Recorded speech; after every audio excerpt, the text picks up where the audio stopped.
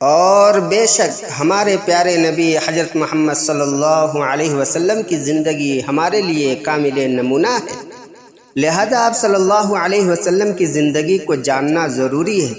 کس موقع پر آپ صلی اللہ علیہ وسلم نے کیا عمل کیا، آپ صلی اللہ علیہ وسلم کی کیا سنت ہے، اور کن کن موقع پر آپ صلی اللہ علیہ وسلم نے کون کون سی دعائیں پڑھی، ان تمام کو سیکھنا اور اس پر عمل کرنا بہت ضروری ہے۔ اسی پر آخرت میں کامیابی اور دنیا میں چین و سکون اور عزت کے وعدے ہیں، اور یہی زندگی اللہ کو پیاری ہے۔ السلام علیکم ورحمۃ اللہ وبرکاتہ۔ آئیے آج ہم اللہ کے نبی حضرت محمد صلی اللہ علیہ وسلم کی سنت اور ان کے طریقہ کو سیکھیں گے۔ کلاس کے آغاز میں ہم اللہ تعالیٰ کے شکر گزار ہیں جن کی توفیق سے ہم اس نیک کام کا آغاز کر رہے ہیں، اور اس کام میں جتنے لوگ شامل ہیں سب مبارکباد کے مستحق ہیں۔ اللہ تعالیٰ سب کی کاوشوں میں برکت عطا فرمائے اور سب کی کاوشوں کو قبول فرمائے، آمین یا رب العالمین۔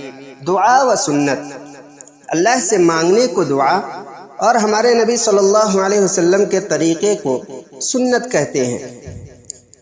اللہ کے رسول صلی اللہ علیہ وسلم نے فرمایا سب سے بہتر طریقہ حضرت محمد صلی اللہ علیہ وسلم کا طریقہ ہے۔ اللہ کے رسول صلی اللہ علیہ وسلم نے فرمایا دعا مومن کا ہتھیار ہے، دین کا ستون ہے اور زمین و آسمان کا نور ہے۔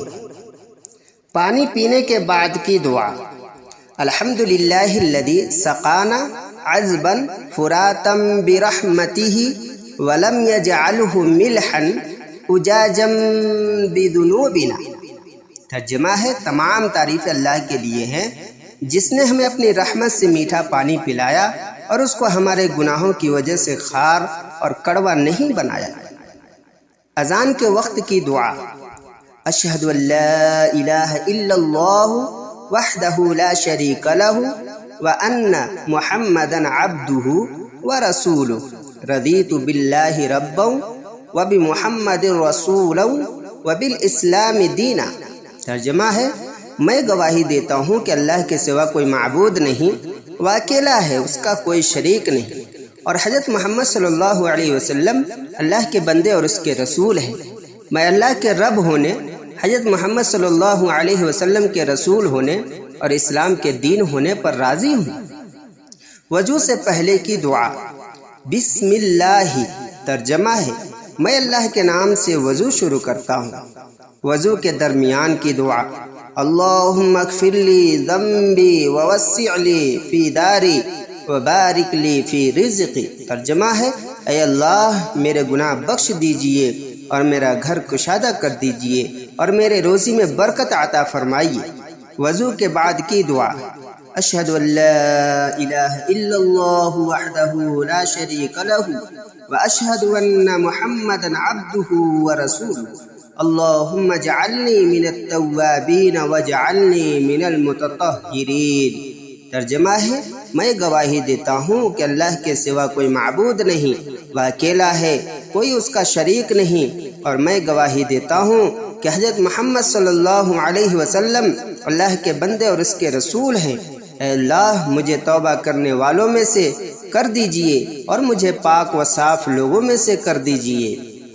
بیت الخلاء کی سنتیں، نمبر 1 سر ڈھانک کر جانا، نمبر 2 جوتا چپل پہن کر جانا، نمبر 3 دعا پڑھ کر اندر جانا، نمبر 4 پہلے بایاں پاؤں اندر رکھنا، نمبر 5 قبلے کی طرف نہ منہ کرنا اور نہ بیٹھنا، نمبر 6 بالکل بات نہ کرنا، نمبر 7 کھڑے ہو کر پیشاب نہ کرنا، نمبر 8 بائیں ہاتھ سے استنجا کرنا، نمبر 9 استنجا کے بعد مٹی یا صابن وغیرہ سے اچھی طرح ہاتھ دھو لینا، نمبر 10 دائیں پاؤں سے باہر آنا، نمبر 11 باہر آنے کے بعد دعا پڑھنا۔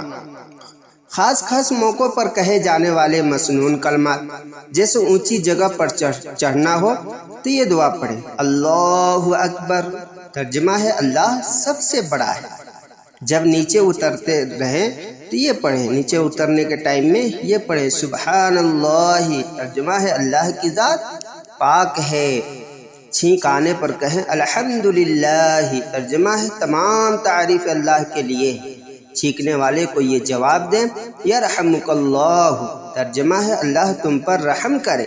کسی کام کے کرنے کا ارادہ ظاہر کرے تو کہے انشاءاللہ، ترجمہ ہے اگر اللہ نے چاہا۔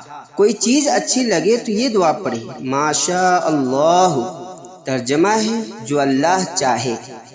جب غصہ آئے تو پڑھے اعوذ باللہ من الشیطان الرجیم، ترجمہ ہے میں شیطان مردود سے اللہ کی پناہ چاہتا ہوں۔